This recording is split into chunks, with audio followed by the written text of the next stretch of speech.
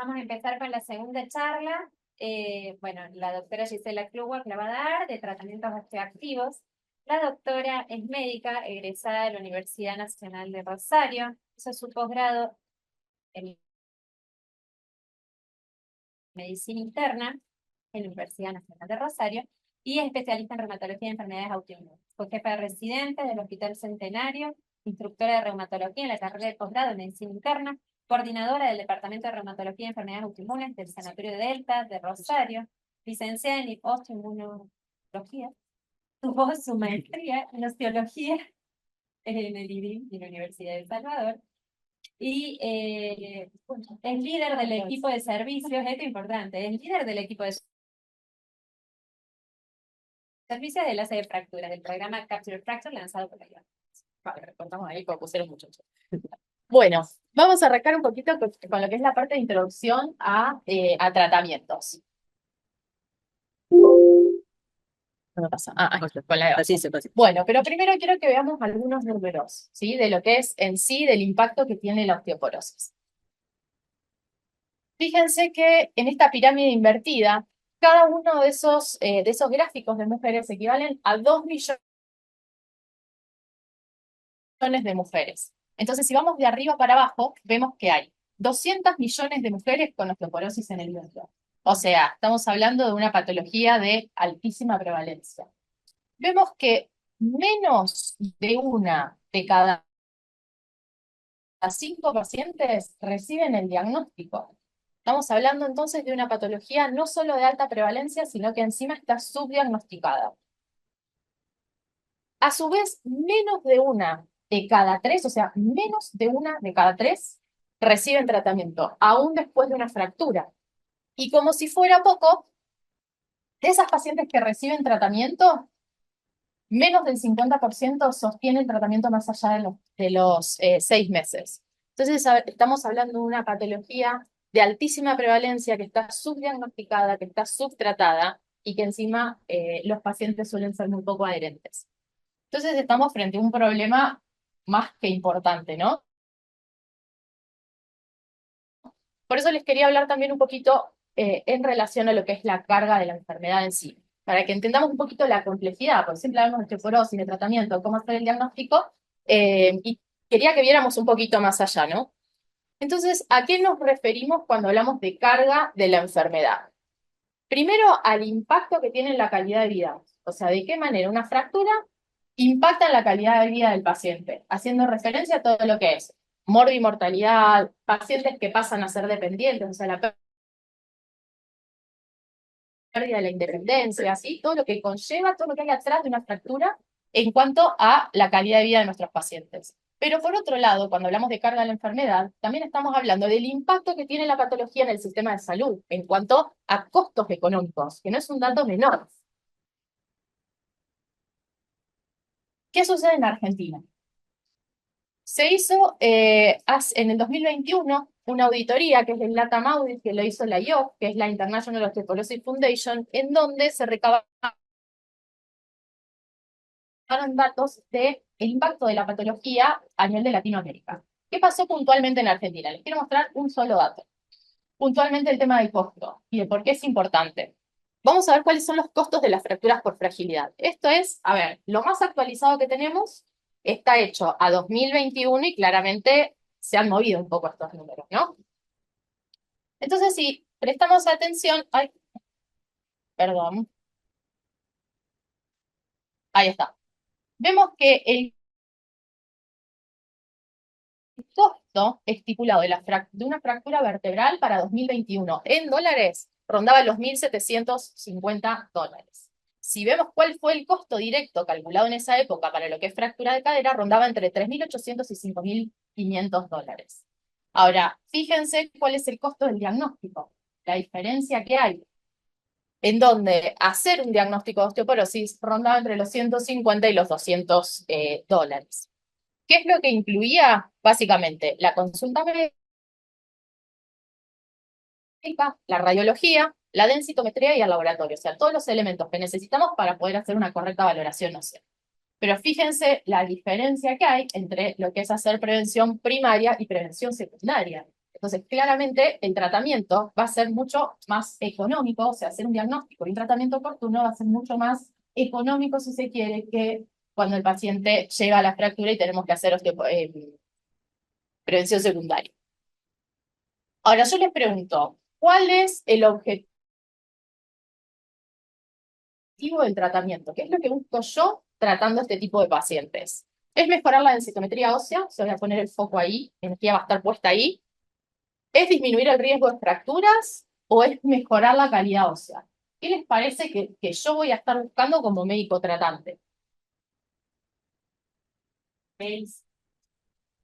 ¿Veis, eh? ¿Quién da más?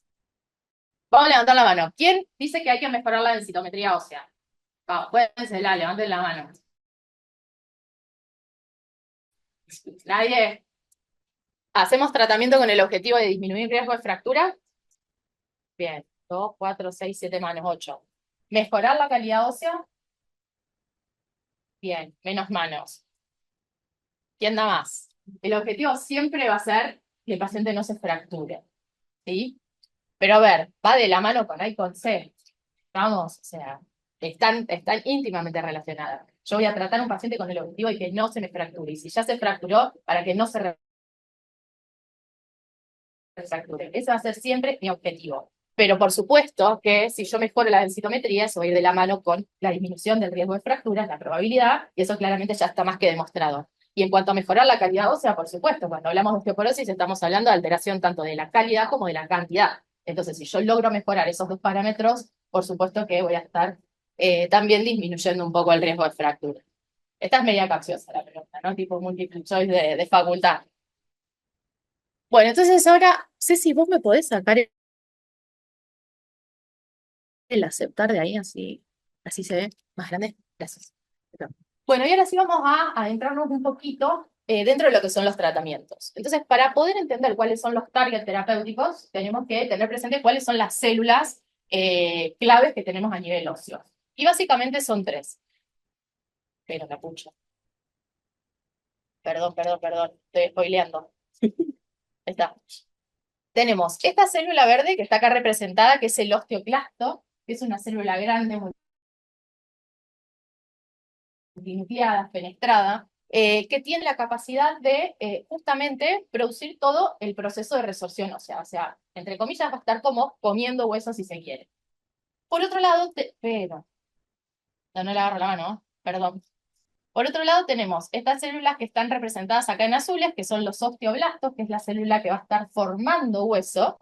Y por último, tenemos el osteocito, que si se quiere es un poco como el director de orquesta, porque es el que va a estar activando o inhibiendo a estas otras dos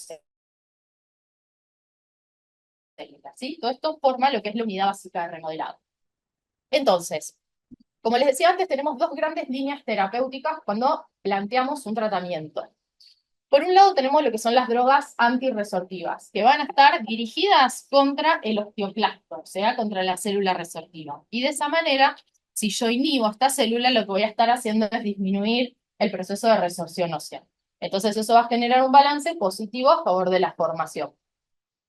¿Cuáles son las drogas antirresortivas? Tenemos todo lo que son bifosfonatos, como alendronato, ivandronato, risedronato, pamidronato y zoledrónico. Y dentro de este grupo vamos a incluir, dentro de las drogas antirresortivas que no son bifosfonatos, perdón, al denosumab, que opera por otro mecanismo de acción. Por su parte, tenemos después lo que son las drogas anabólicas. Estas drogas van a tener como target el osteoblasto. Entonces, al estimular esta célula, lo que van a hacer es aumentar el proceso de formación ósea.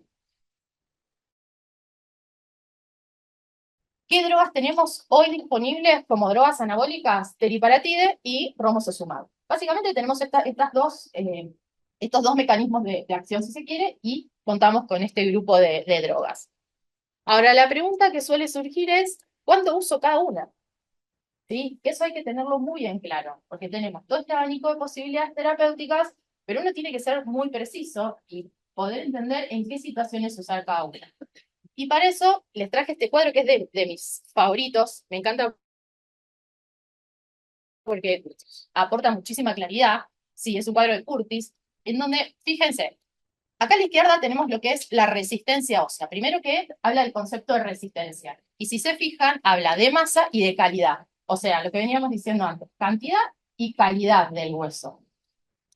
En la medida que se va desarrollando el proceso osteoporótico, vemos que esta pendiente va decreciendo hasta que llega a un punto crítico, un punto de inflexión, en el cual el hueso se termina fracturando. Entonces, cuando el paciente se fractura, ahí, y fíjense lo que nos proponen, hacer una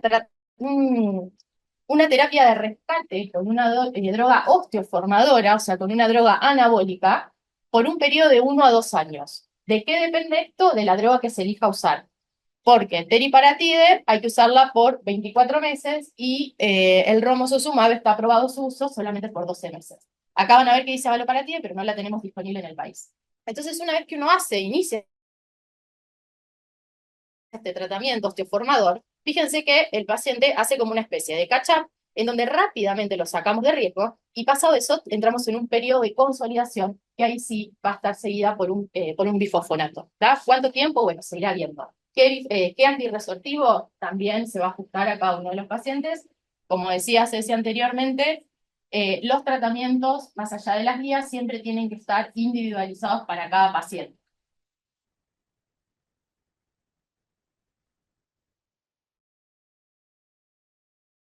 Y esto, bueno, estuvieron hablando un poquito ayer con Feli, el tema de lo que es la estratificación de riesgo, porque también nos ayuda mucho a tomar la conducta terapéutica en este tipo de pacientes, en donde obviamente siempre vamos a poner el foco en los pacientes de alto y de muy alto riesgo. ¿Qué nos proponen estas guías? Estas son las guías americanas de endocrinología, publicadas en el 2020. Si vemos a lo que son pacientes lo que son pacientes de muy alto riesgo, estas guías nos proponen como primer línea terapéutica drogas anabólicas, o sea, teriparatide o romosozumab. Como segunda línea terapéutica, el denosumab, que es de los antirresortivos, el de mayor potencia, y en tercer lugar, el ácido zoledrónico. Mientras que los pacientes de alto riesgo proponen el inicio de terapia con bifosfonato, primera línea, y segunda línea, el uso de denosumab. Entonces ahora quiero que usemos un casito clínico como hilo conductor para ver cómo tenemos que ir haciendo un poco, cómo ir pensando un poco el paciente, ¿no? Con todo lo que vieron desde ayer a hoy. Entonces, esta es una paciente mía que la derivan para hacer una valoración ósea. Es una mujer, María Rosa, de 67 años.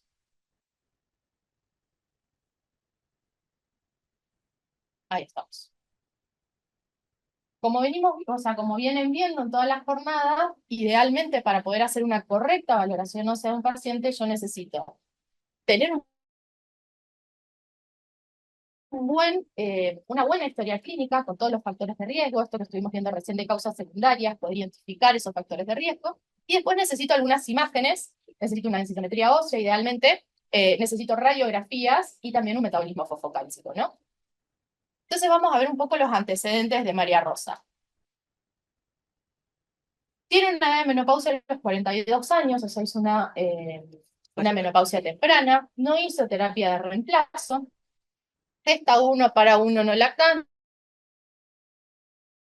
es hipertensa controlada, está bajo tratamiento con valsartán, consume, tiene un aporte de calcio a través de la dieta aceptable, y cuando le pregunto sobre los antecedentes familiares o personales de fracturas, me dice que se fracturó y me saca esta plaquita.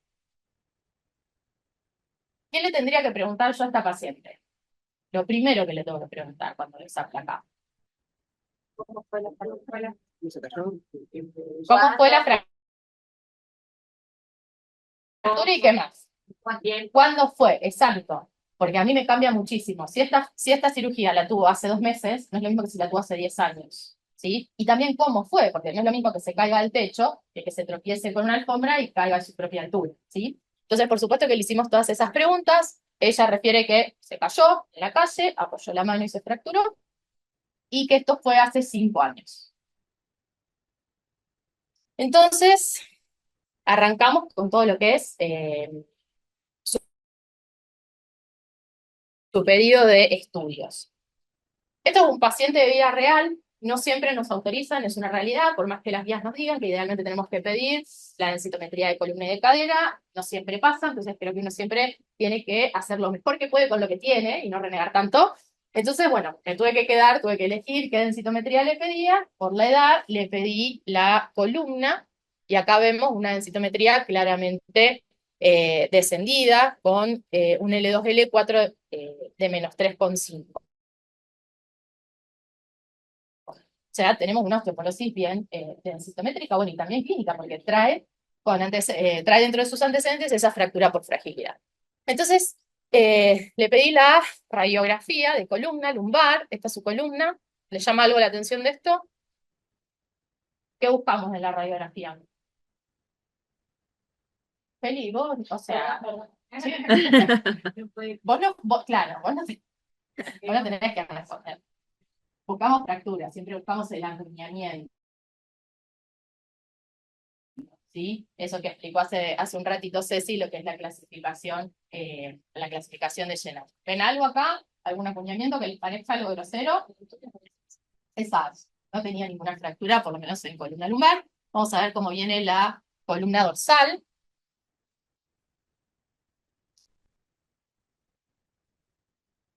¿Se ve bien, no? Sí. Sí. Perfecto. ¿Ven algo que les llame la atención? Nada, está normal. No hay ningún aplastamiento. Entonces, bien. ¿Cómo? Me spoilea. Entonces, bueno, vamos a tratar de estratificarla. O sea, tengo la densitometría, tengo el antecedente de fractura, tengo todos sus antecedentes, falta el laboratorio, pero bueno, ya con esto la podemos ir estratificando. Si yo me ajusto a las guías que les presenté, es una paciente que por su T-score, ¿sí? Que está por debajo de -3, va a clasificar como muy alto riesgo.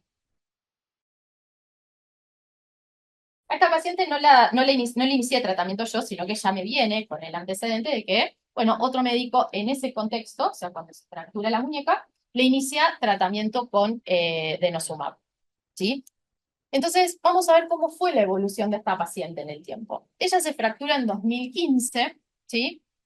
Y en ese momento tenía su densitometría con un T-score de -3,4.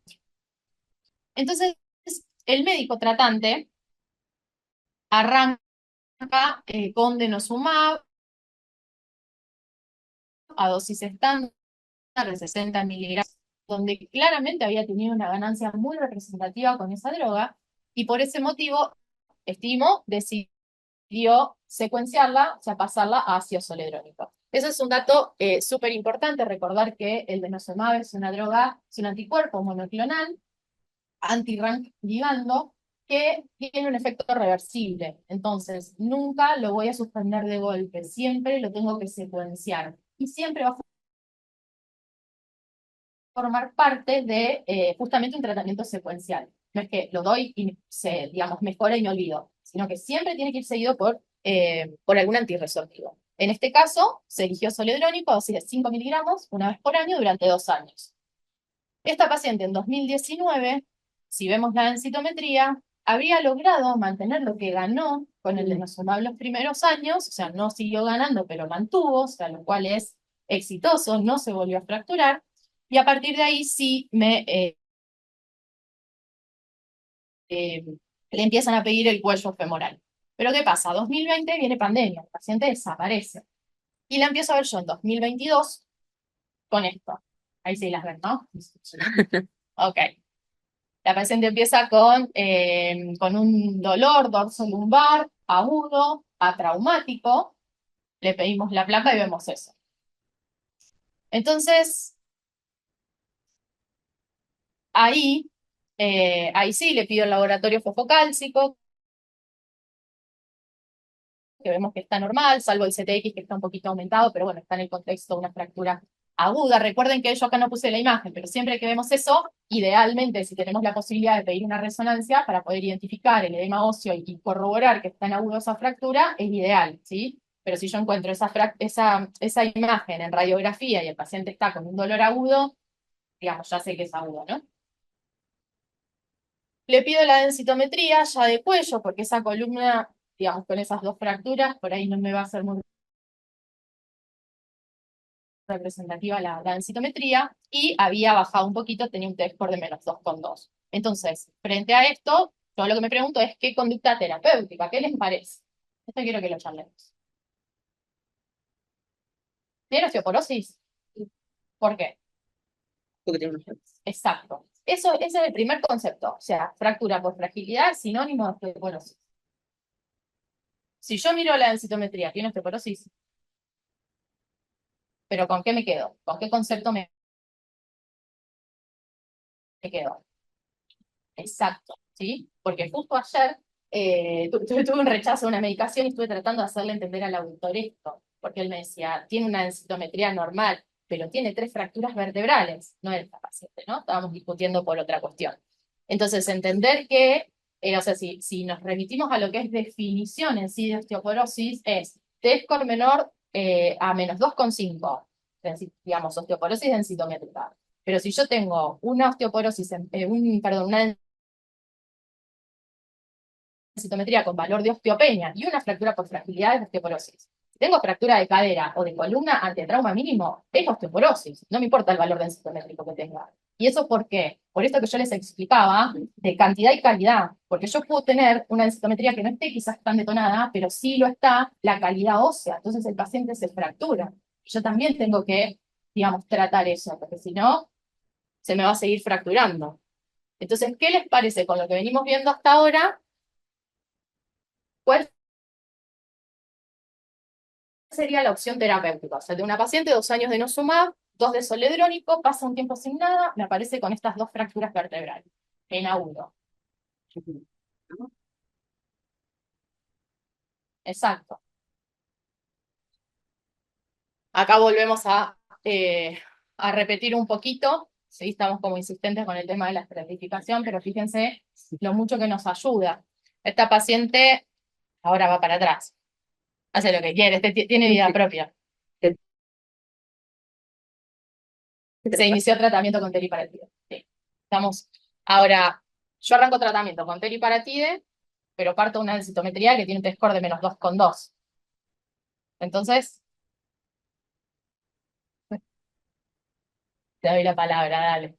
Bueno, no me dejaba hablar, no la dejaba hablar a la gente. Te doy la palabra, te dije. Bueno. Y en realidad tiene que terminar su tratamiento con teriparatide de 2 años. Exactamente. Sí, lo tiene que terminar porque yo voy a estar poniendo como un poco más el foco en mejorar la microarquitectura, en mejorar la calidad de ese hueso. Pierdo un poco de, digamos, mi punto de anclaje ya no va a ser tanto la densitometría, o estoy partiendo un valor de osteopenia. Estamos, o sea, idealmente va a mejorar, estimo que va a mejorar esa densidad, pero el foco mío va a estar puesto en la microarquitectura y sobre todo en que el paciente gane calidad ósea y que no se vuelva a fracturar. Bueno, y acá de vuelta lo mismo, ¿ven? Llega, o sea, la paciente empieza a perder densidad hasta que se fractura, llega a ese punto de inflexión en donde hay que hacer un tratamiento osteoformador, y acá en este caso se eligió teriparatide. ¿Alguna duda respecto a esto? Tengo una pregunta o algo que se da duda. Sí. Porque la paciente habrá recibido fármacos anticoncepción, previamente, no es la virgen que realmente lo sería la ideal. Esto de que, bueno, al iniciar el tratamiento de teriparatide va a aumentar también la resolución. Supongo que en la vida ideal sería como candidata a darle los dos, obviamente, pero no ha servido eso el antecedente previo. No. Marcador alto, estaba en la captura, pero está en 900. Sí. A mí me dice que no duda. Si bien en realidad yo coincido.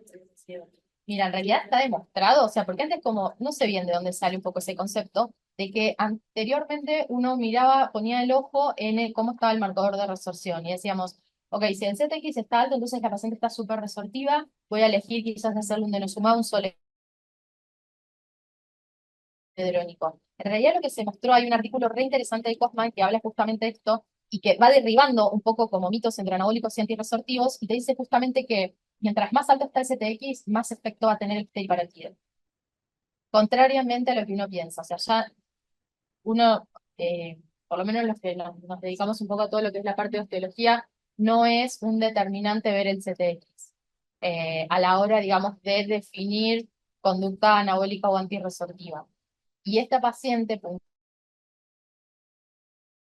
puntualmente, en el contexto de una fractura, uno va a esperar que ese CTX esté aumentado y no necesariamente quiere decir que esté, digamos, resortiva. Sí es un dato súper importante a tener en cuenta que es muy importante la secuencia en la que uno lo administra.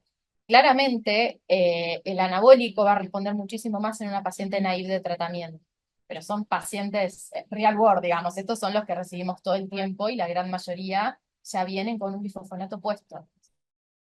Por lo menos son con un bifosfonato oral.